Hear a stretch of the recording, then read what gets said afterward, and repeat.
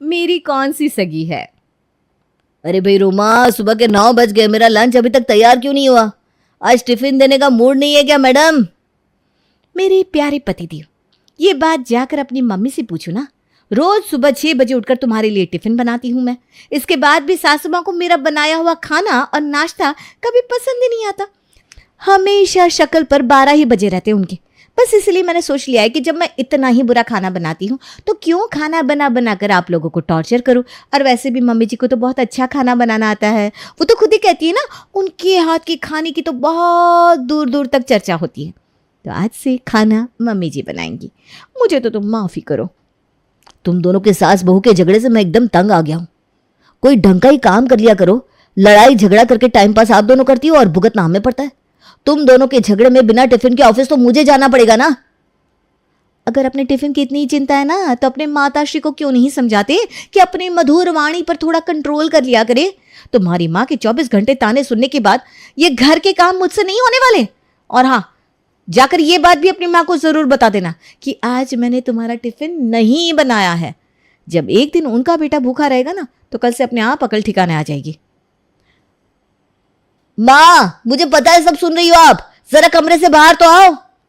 विवेक की गुस्से में आवाज सुनकर उसकी माँ बाहर आती है। अरे क्या बात है, क्यों शोर मचा रहा है? तुझे पता है ना इस समय मैं पूजा कर रही होती हूँ। ऐसी पूजा करने का कोई फायदा नहीं है। वैसे तो 24 घंटे दोनों की दोनों कलेश मचा के रखती हो और अब भगवान के सामने एक घंटी बजा रही हो। अरे भगवान को सब पता है आप कितने पानी में हो। क्या बहू, ज्यादा पर निकल आया है क्या तेरे? खाना क्यों नहीं बनाया तूने?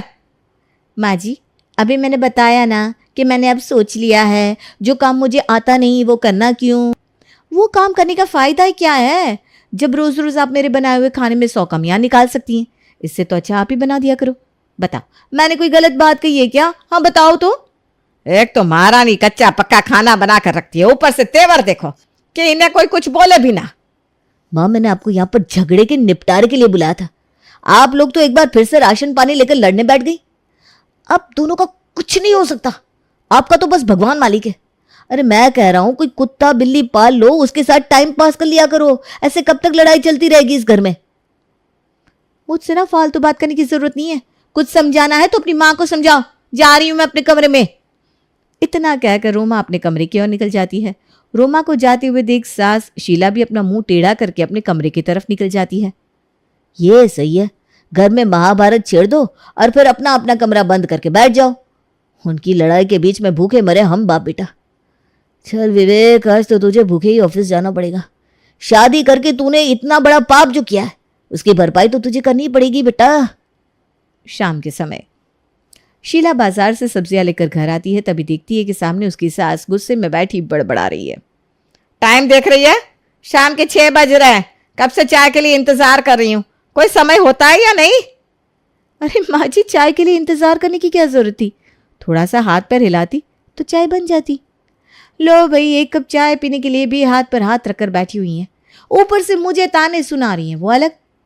ज्यादा जुबान मत चला, समझी? या बता, कहाँ थी तू? कहाँ थी से क्या मतलब है आपका?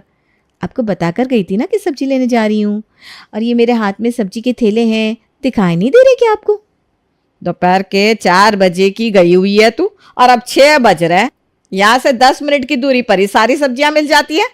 बेवकूफ किससे बना रही है? बैठी होगी अपनी सहेलियों के साथ गप्पे मारने के लिए। सब जानती हूँ मैं तुझे। घर के कामों से बचने के तरीके है ये तेरे। सास को 1 कप चाय बनाकर पिलानी ना पड़ जाए, इसलिए जानबूझकर 9 2 11 हो जाती है ना तो काम के समय। अरे माँ जी, अब तो आप बिल्कुल हद ही पार कर चुकी हैं। पूरा दिन गधे की तरह काम करो इस घर में और बदले में सिर्फ ताने मिलेंगे। इतनी धूप में आप भी जाकर देखिए ना एक दिन कि सब्जी कैसे लाई जाती है। आप तो मुझे 5 साल की बच्ची समझ रही है ना कि मैं कूदते हुए जाऊंगी, 10 मिनट में सब्जियां लेकर वापस आ जाऊंगी। इतनी धूप में सब्जियां खरीदने में सर चकरा गया मेरा। 1 गिलास पानी पूछने से रही हैं आप, ऊपर से बातें अलग से सुना रही हैं। अच्छा, तो महारानी सब्जियां खरीदने में थक गई हैं? देखो तो जरा क्या क्या सब्जी लेकर आई। कौन सा पहाड़ तोड़ दिया तूने? इतना कहकर शीला बहू की लाई हुई सब्जियों के थैले खोल खोल कर देखने लगती है। अरे ये कैसी बासी और मुरझाई हुई सब्जियां लेकर आई है। मुझे तो ऐसा लगता है कि जो सबसे बासी और घटिया सब्जियां होती हैं, आधे दाम में उन्हें ही तू खरीद कर लाती है और बाकी के जो आधे पैसे बचते हैं उनसे अपने लिए लाल लिपस्टिक खरीदती होगी। मैं कुछ बोल नहीं रही हूँ, इसका मतलब ये नहीं है कि आप मेरे ऊपर चोरी का इल्जाम लगाएंगी। और मेरे पापा के कोई सब्जियों के खेत नहीं है कि मैं वहां से तोड़ तोड़ कर हरी हरी सब्जियां लेकर आऊंगी। बाजार में जो बिक रहा है वही तो खरीद कर लाऊंगी ना। सब्जी वाला कोई मेरा रिश्तेदार नहीं लगता कि मुझे आधे पौने दाम पर सब्जियां बेच देगा। और ये आज आखिरी बार है जब मैं सब्जियां खरीद कर लाई हूँ। कल से सब्जी लेने जाएगी मेरी जूती। आपको चाय पीने का बहुत शौक है ना माँ जी? कल से 5 बजे आपको चाय मिल जाएगी, क्योंकि आप तो 10 मिनट में सब्जियां ले आओगी। तो ऐसा करना कि आप कल से 4 बजे जाना, 4:15 तक सब्जियां लेकर वापस आ जाना, ठीक है? बहू की बात सुनकर सास की तो त्योरियां चढ़ जाती है।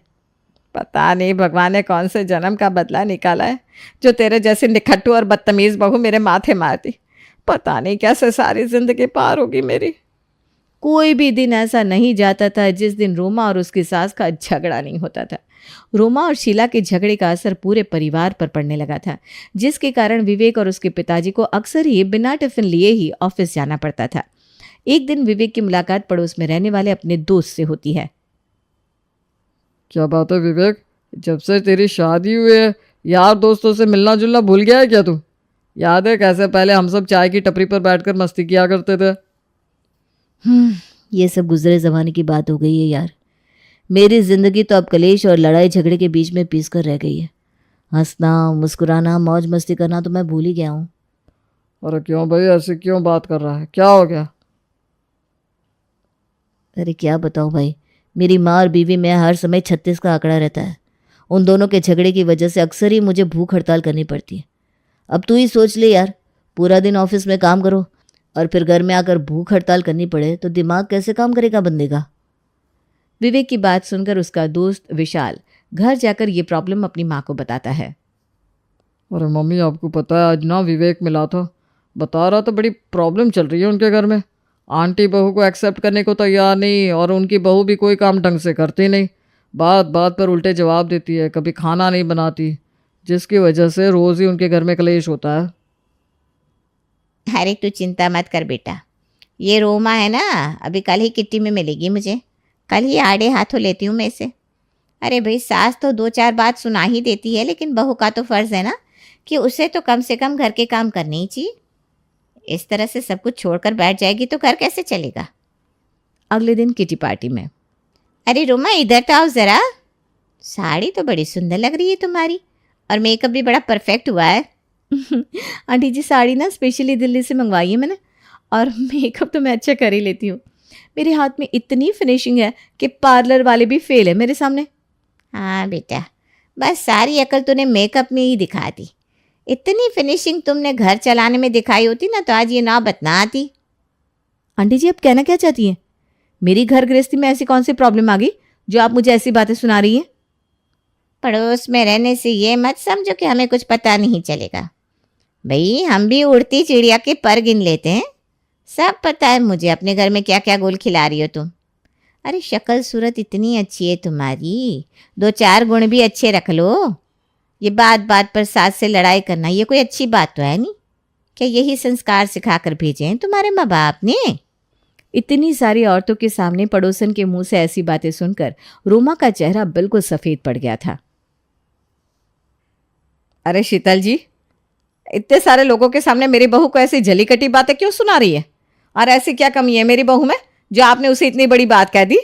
अरे लाखों में एक है मेरी बहू, किसने कहा कि ये घर अच्छे से नहीं संभालती? सब कुछ दुरुस्त है हमारी घर गृहस्थी में।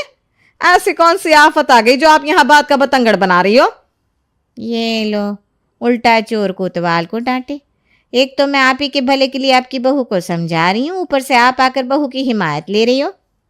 मेरी बहू और मेरे बीच में जो भी बातें हैं ना, वो हमारा आपसी मुद्दा है, उसके बीच में किसी तीसरे को बोलने की कोई ज़रूरत नहीं है। और हाँ, हम दोनों के बीच में छोटी मोटी लड़ाई होती है, इसका मतलब ये है कि हमारे बीच का रिश्ता अभी जिंदा है। जिस दिन मैं अपनी बहू को कुछ भी बोलना छोड़ दूंगी ना, उस दिन हमारा रिश्ता भी खत्म हो जाएगा। इसलिए हमारे घर में होती छोटी छोटी नोकझोंक की चिंता आप ना करें तो ही बेहतर है। सास को सबके सामने अपना पक्ष लेते हुए देख रोमा बहुत ही इमोशनल हो गई थी। घर लौटते समय, माँ जी मुझे तो पता ही नहीं था कि आप मुझसे इतना प्यार करती हैं। अरे प्यार व्यार अपनी जगह, लेकिन तू पहले खाना बनाना सीख ले। सुबह भी दाल कच्ची थी बिल्कुल। सास की बात सुनकर रोमा शीला को घूरने लगती है और फिर दोनों ठहाका लगाकर हंसने लगते हैं।